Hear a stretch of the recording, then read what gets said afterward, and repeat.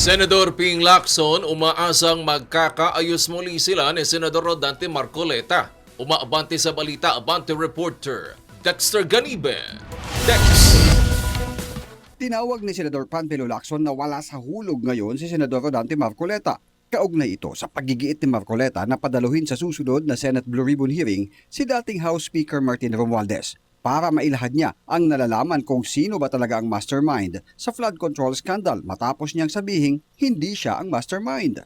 Sagot ni Lacson, matagal nang umiiral ang interparliamentary courtesy ng dalawang kapulungan na walang sapilitang pagpapadalo sa mga pagdinig. Bakit natin sasalungatin yon?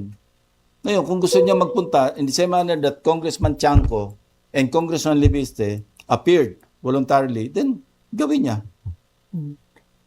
Kung gusto niya, siya humila kay Speaker Romualdez dito. Thank you, sir. Dali niya dyan sa committee hearing. Pero umaasa naman si Lacson na magkakaayos pa rin sila ni Marcoleta. Naduda niya, nagsimulang maging kontrapelo silang dalawa nang alisin kay Marcoleta ang chairmanship ng Blue Ribbon Committee.